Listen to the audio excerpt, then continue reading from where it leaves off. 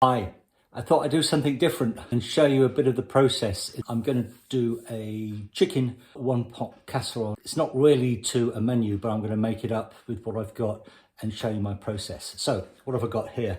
I've got my pan to do it in, nice big pan.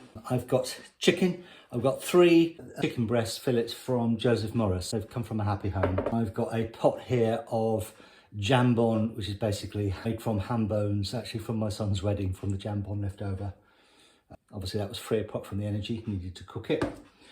Salt, pepper, turmeric, cayenne pepper, ground coriander, some cooking oil, a tin of chopped tomatoes, a tin of butter beans, 3 medium-sized onions, finely chopped, some carrots, what I've got left over, happen to have a parsnip, that's going to go in it, red peppers and half a dozen mushrooms.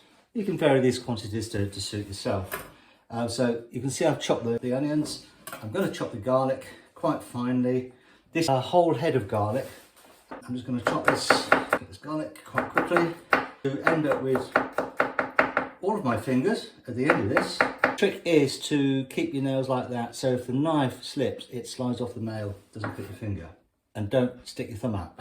Guess who's done that a couple of times? Normally I'd be a bit pretty on that, but I want to be quick because I don't want to take all day just chopping garlic. It's not the most interesting thing in the world. It's Sunday, by the way. I'm up early. I can't eat late today because I've got my radio show, so I've got to get it all done and dusted. So, oil. People say how many spoonfuls. I do a sloosh. You can see it's not a huge amount.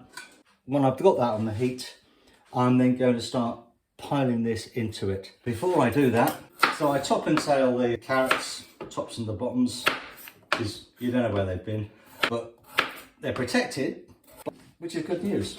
I am going to just roughly take off some of the hairy bits.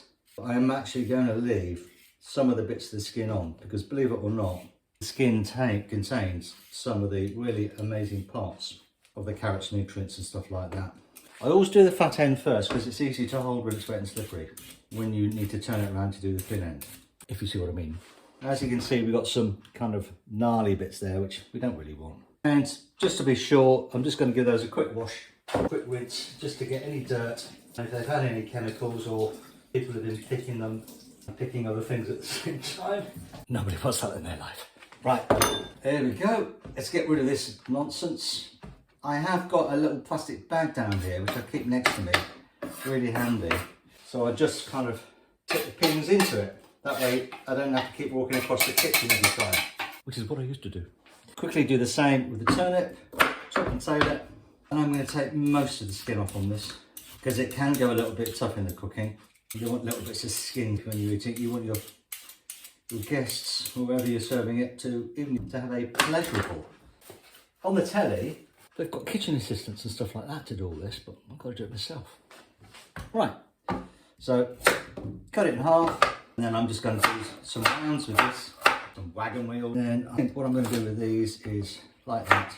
And this, I'm going to do the unexpected random bits.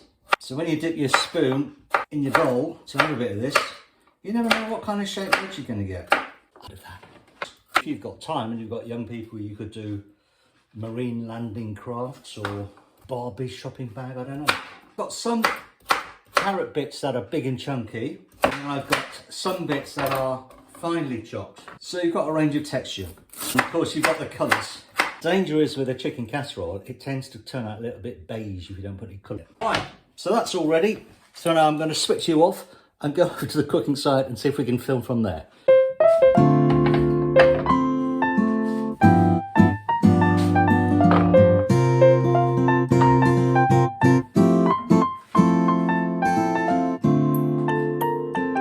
So we're over at the oven. I've got the fat on. How do we know when it's warm? We drop a little bit of onion in it, and if it sizzles, so it's warm enough. So into that, I'm going to put half a teaspoon of turmeric. I quite like this. It's really good for you. It's got stuff for arthritis and all kinds of things, but it doesn't work unless it's got black pepper in it to release the active chemical. So I'll put a bit of black pepper in. Bearing that in mind, of course, it's also delicious as well as medicinal. I've got a little cloth here, so I'm cleaning my spoon as I go. I don't want to mix my herbs. I've got a bit of chili powder, Got cayenne pepper.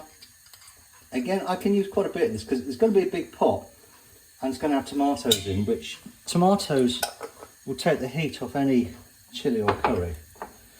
You know, if you've eaten a hot curry by accident or someone's challenged you to a chilli thing, you put a chilli in your mouth's burning. People go for milk or something like that. Half a tomato, put it in your mouth. Some ginger. That's chuckling away nicely, and I'm going to put a good splash of coriander. Now I just want to activate the herbs. I don't want to burn them. Turn that down. Now into that, while it's nice and hot, I'm going to put the onions first. No, I know. You put the garlic in first, Dutch. No, I'm not going to put the garlic in first. You know why? Put the garlic in first if you want a kind of a burnt, garlicky taste, because by the time you cook the garlic, it's cooked. And then you're cooking the onions on top of it, and then you're going to overcook the garlic. Aha! Slooshing the onions around a bit. I don't want to make them brown. Well, they're going to kind of orange because they've got the herbs in them. Look at that. Look at that gorgeousness. Beautiful. Looks like sunshine. Fantastic. And they're all glistening and gorgeous. Now, I just want to soften them in the oil. Literally, just kind of take the crunchiness off them. And the softening of the onion releases the sugars in the onion, which is going to give the sweetness to the dish. As well as some really useful carbs. Low-fat carbs. Nice carbs. I've got the garlic there ready to go. Not going to quite go in yet. I want to soften the onions. It's going to take about 2 or 3 minutes. So I've finished with the spices now. And notice I put the spices in right at the start in the oil, because spices you just have to cook a little bit. You have to put the heat in them to release their best flavours and the goodness that's in them as well, because they've all got healing properties. And then here, as you saw me earlier, I've got the carrots and the parsnip chopped. I've got the chicken, which I've already chopped into kind of, I don't know, about 1 inch or 1.5 centimetre chunks. I've also given it a sprinkling of ground coriander and some salt as well. That's all chuckling in there, so there's some flavour actually on the meat when I cook it off. You can also, in a little frying pan on the side, do a quick fry around the outside of these just to seal in the flavour. But I'm not worried about losing the flavour of this, because any flavour I lose from the chicken is going to go in the casserole anyway. So I'm just going to cook it softly. I like stirring. I love that sound when it's all going like that, and you've kind of got the smell of all those spices coming up and the smell of the onions. Gorgeous. Some of the onions are now going soft, some are still crunchy. Now is the time to put the garlic in. So that's all going to go in. Lovely, lovely, lovely garlic. Spread the love. Spread it around. Keep the heat up nicely, nicely, nicely. It was already ready, it was just there. So that's ready to go.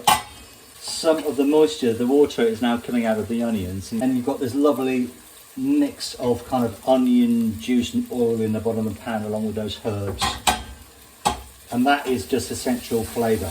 And keep it stirring, especially if you've got the heat high, because you don't want stuff sticking to the bottom of your pan. Pay attention to what you're doing, as opposed to trying to make a bad video. Okay, I'm just going to turn that down now, because those onions are nicely soft. You see how quick this is? It doesn't take time at all. In goes the meat at this stage. Now, because that meat is cold and it's going to mix with the onions instantly, it's going to stop those onions from cooking any further, but it's going to bring the temperature of the whole dish down. Turn the heat back up, literally for about 30 seconds, just to put some heat back into the mixture. Take the cold off of the chicken bits. Make sure all the chicken bits are covered in something.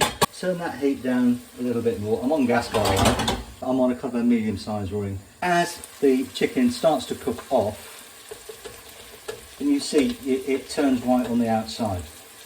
You see that? It turns white on the outside. Your aim really is to get all the chicken pieces white all the way around, turning them every now and then. Just all the sides of the cube that you've made with the chicken go white, and that means then that moisture is then sealed in. So when it carries on cooking, it won't dry out the chicken bits. Chicken will still be hopefully succulent when you come to eat it. It's a bit like waves, the tide lapping into the beach, and that is now just a little bit too hot, and I can feel it just starting to stick. So if you get to that point and it is a bit sticky and it looks a little bit dry, don't be afraid to just pour a little bit more oil in and get that all spread around, so you've got an oily bottom as opposed to a dry bottom. Oh, matron. This would be banned in the US. They'd have censored this by now. Love to all my American friends. Normally, this time in the morning on a Sunday, with this I'd be having a glass of sherry cooking, because it's before lunchtime. But I can't drink today because I'm doing my radio show later. I've got to drive, so I've got to have a dry day. Can you hear that bubbling? We've got some nice juices in the bottom of the pan there, coming along nicely. You can see now that the chicken is yellow all over. All the moisture is sealed in. Job done. All of the onions are now soft in there, so all that sugar is coming out into that mixture. Gorgeous. At this stage, I'm now going to put in the root veg. All in one go. It's all going to go in. The coldness of the root veg will take the heat of the cooking out of the pot, so just be aware of that. At this stage, I'm not concerned about that. And it will also dry out the mixture. So again, just make sure while you're getting the veg coated in all those lovely juices, you haven't got it sticking to the bottom of the pan again. And put the lid on. Let's keep all that moisture in there. And then I'm going to move on to the next stage. So this has been chuckling away for just about 10 minutes, nothing longer than that. And if I take the lid off, you will see that all the veg is nicely coated. It's all warm now, hot. Got a hot mixture. See, the onions are beautifully soft, plenty of moisture in there, gorgeous. We're now going to add the basic moisture and other flavours to the dish. And this is still going to keep on cooking. So I'm going to turn the heat up high. So it's on high heat, and I'm going to put in the chopped tomatoes with their juice. Just one tin, empty the tomatoes in there. Quick stir to get them spread around. Again, the tomatoes are going to add a little bit of acidity, the flavour of the tomatoes obviously, and there's a little bit more sugar in there as well. I'm going to have another tomato tin of water. I've got some butter beans. You can use any kinds of beans, chickpeas, kidney beans, whatever. You know, I just like the butter beans. I like the taste, the colour's right. And I see so many people opening the tin and then draining them. Why are you doing that? Why are you throwing all that lovely juice down the drain? That's got sugar in, it's got salt in, it's got stuff on the beans. It saves you adding more stuff to your cooking. It'll add flavour. So chuck it all in. Get it in there.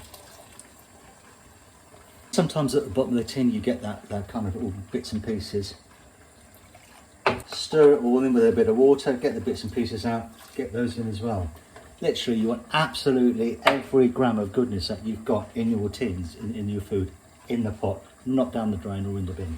So look at that for colour. Look at that beautiful oranges and yellows and reds, and it smells great. It's bubbling away, and that juice in it is really thick and gorgeous.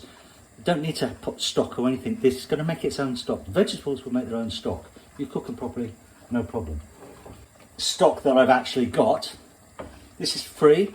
My son got married earlier this year. It was a Spanish wedding. They had a jambon, which is kind of a ham that you slice thinly, and there was nothing left but the bone, and I said I'll have that, and I boiled it for about 8 hours and made a lovely rich ham stock, and then used old yogurt pots with a sealed lid to, well, this is a hummus pot, seal it in, freeze it, freezes beautifully.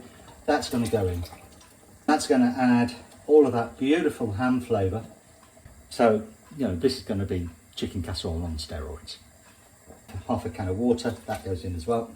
And you may think, that's a bit too much water, Dutch, but I'm going to put some mushrooms in as well in a minute, and some peppers.